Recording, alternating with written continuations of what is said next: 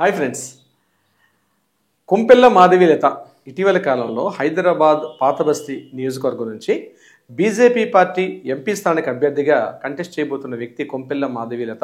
ఇటీవల సోషల్ మీడియాలో కానీ పత్రికా రంగంలో కానీ టోటల్గా ఎక్కడ చూసినా తన పేరు మారుమోగుతూ ఉంది. అంటే ముఖ్యంగా 40 సంవత్సరాలుగా 4 దశాబ్దాలుగా కంచుకోటగా ఉన్నటువంటి ఎంఐఎం పార్టీకి ఉద్దేశించినటువంటి వ్యక్తులుగా ఉన్నటువంటి అక్బరుద్దీన్ కావచ్చు, ఓవైసీ కావచ్చు, అక్బరుద్దీన్, అసదుద్దీన్, ఈ ఓవైసీ కుటుంబానికి ధీటుగా బీజేపీ పార్టీ నుంచి ఒక స్థానిక అభ్యర్థిగా బరిలో దిగినటువంటి కొంపెల్ల మాధవీలత గారు ఎంతవరకు ఓవైసీ కుటుంబాన్ని ఎదుర్కొంటారు అన్నది సర్వత్రా చర్చనీయాంశం అయింది. అసలు ఈ కొంపెల్ల మాధవీలత గారు ఎవరు?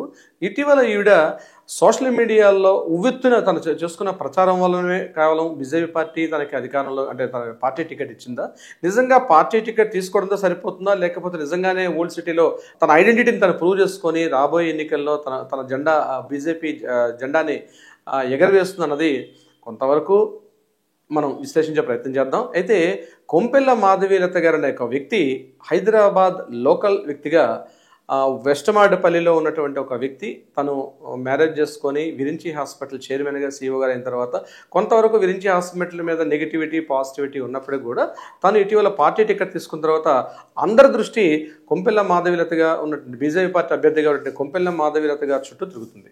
అయితే మనం వివరించే ప్రయత్నం చేసినట్లయితే ఇక్కడ ఒక విషయం మనం గుర్తుపెట్టుకోవాలి.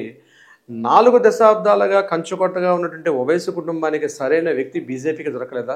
కేవలం ఇటీవల వార్తల్లోకి వచ్చిన ఈవిడ మాత్రమే దిక్కయిందా అంటే నిజంగానే నారీ శక్తిగా చెప్పుకుంటుండే మాధవీలత వారు తను గెలుస్తారా లేకపోతే ఓటమి చెందుతారంది భవిష్యత్తు నిర్ణయించేటప్పటికి కూడా తను ఏదైతే చేస్తున్నారో, ఏదైతే కొంపెల్ల మాధవీలత గారు చేస్తున్నటువంటి కృషి ఏదైతే మాత్రం మీడియా పరంగా వాటికి మాత్రం అభినందించాల్సిన విషయం అయితే ఉంది.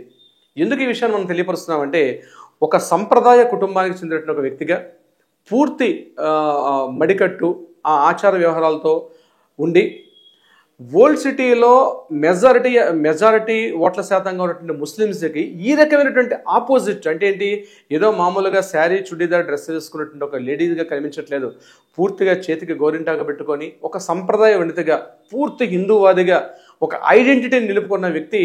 నిజంగా ఇది ప్రజాస్వామ్యంలో ఎన్నికలు ఓట్లు గెలుపు ఓటం నిర్ణయించుకున్నప్పుడు కూడా కానీ వేరే విధంగా చూసినట్టే మాత్రం నిజంగా యావత్ దేశం యొక్క దృష్టి ఈ ముఖ్యంగా హైదరాబాద్ నుండి ఓల్డ్ సిటీ మీద మాత్రం దృష్టి పడింది. ఎందుకంటే ఈవిడ సాధారణ వ్యక్తిగా కనిపించట్లేదు.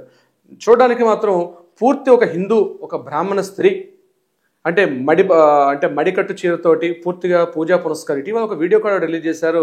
ఒక రుద్రాభిషేకం చేస్తూ ఇటీవల మనం జరిగిన మహాశివరాత్రి పర్వదిన సందర్భంగా ఒక రుద్రాభిషేకం చేస్తూ రుద్ర నమ్మక చమకాన్ని కూడా ఎక్కడ కూడా తను ఏమాత్రం తప్పులు లేకుండా తను వల్లి చేసే విధానం కావచ్చు, ఇదంతా కూడా హిందూవాదులకు చాలా ఇంట్రెస్ట్ కలిగించినప్పుడు కూడా వీళ్ళిద్దరి మధ్య ఏదైతే పోరాటం ఉందో అంటే అటు ముస్లిమ్స్కి ఇటు హిందువులకి అంటే ముఖ్యంగా ఎలాగైనా చెప్పుకోవచ్చు ఇక్కడ ఓట్ల శాతం అత్యధికమైన ముస్లిమ్స్కి ఈ రకంగా తను పరిచయం అయ్యి వాళ్ళలో ఒక మనిషిగా తను చేసినటువంటి ఇంతకు ముందు ఏ చారిటీ సంస్థ లోపాముద్ర చారిటీ నుంచి ఎన్నో వేల కోట్ల రూపాయలు ఏదో కొన్ని కోట్ల రూపాయలు అక్కడ ఎన్నో చారిటీ అభివృద్ధి కార్యక్రమాలు తన ట్రస్ట్ పూర్వంగా చేసినప్పుడు కూడా మీడియా ఇటీవల కనిపిస్తుంది ఏదైతే టగ్ ఆఫ్ వార్ కనిపిస్తుందో ఖచ్చితంగా ఒక స్త్రీమూర్తికి ఆవిడకి వందనాలు చేస్తూ అభినందించాల్సిన విషయం మాత్రం ప్రతి ఒక్కరిపైన ఉంది. అయితే ఓల్డ్ సిటీలో మిగిలిన రాష్ట్రం హైదరాబాద్ ఉన్నటువంటి మిగిలిన ప్రాంతంతో పోలిస్తే ఓల్డ్ సిటీ ఇప్పటికి కూడా కనీస అవసరాలైనటువంటి నీళ్లు కావచ్చు, విద్యుత్ కావచ్చు, లేకపోతే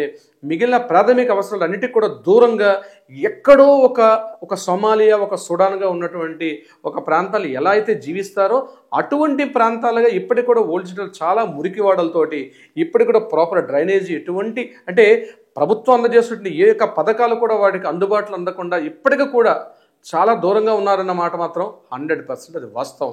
అయితే పార్టీ పరంగా ఎంఐఎం పార్టీగా చెప్పుకుంటుంది ఆ పార్టీ అభ్యర్థులు వాళ్ళ వరకు ఎంత చేశారన్నది ఇప్పటివరకు వాళ్ళకి అలా వాళ్ళ ఏదైతే వాళ్ళ ముస్లిం విధానం ఉంటుందో బురకా వేసి వాళ్ళని ఎట్లయితే కూర్చోబెడతారో ప్రభుత్వ పథకాలకు కానీ మిగిలిన ప్రాంతం అంతా చెందుతున్న అభివృద్ధికి దూరంగా ఇప్పటికి కూడా నివసిస్తున్నారు. కానీ రాబోయే రోజుల్లో ఏది ఎప్పుడు ఒకేలా ఉండదో, మార్పు ఖచ్చితంగా వేరే చోటికి మార్పు చెందుతూ ఉంటుంది. అయితే కొంపెల్ల మాధవీలత గారు చేస్తున్న కృషి ఏదైతే ఉందో నిజంగా మాత్రం చూస్తుంటే మాత్రం కలర్ఫుల్గా ఉండి, ఒక స్త్రీ నారీ శక్తిగా చెప్పుకున్న స్త్రీ, ఆమె వ్యక్తిగతంగా సోషల్ మీడియాలో చాలా గ్యాసిప్స్ కానీ రూమర్స్ ఎన్నెన్నో వస్తున్నాయి. ఆవిడ వేటిని ఆవిడ లెక్క చేయకుండా ప్రతి మీడియాలో ప్రతి ప్రశ్న కూడా సూటిగా ముక్కుసూటిగా ఎక్కడ తొనకగా వెనకగా తను చేస్తున్న సమాధానం మాత్రం అందరినీ ఆశ్చర్యపరుస్తుండడంలో ఎటువంటి సందేహం కూడా లేదు. కానీ ఒక విషయం మాత్రం చెప్పుకోవచ్చు, ఇదే ఒరవడిని కానీ మాధవీలత గారు కొనసాగించినట్టయితే మాత్రం ఖచ్చితంగా కంచుకోటగా భావించినటువంటి ఈ ఎంఐఎం స్థానంగా ఉన్నటువంటి ఓల్డ్ సిటీకి మాత్రం మాధవీలత గారు గట్టి పోటీని తీస్తారు. అయితే గెలుస్తారా ఓడుతారా అన్నది, ఒకవేళ గెలిచినా ఓటమి చెందినా తను తీసుకున్నటువంటి ఏదైతే మాధవీలత గారి నిర్ణయం ఏదైతే ఉందో ఆ నిర్ణయానికి మాత్రం రియల్గా హ్యాట్స్ ఆఫ్ చెప్పుకోవచ్చు. Thank you so much friends.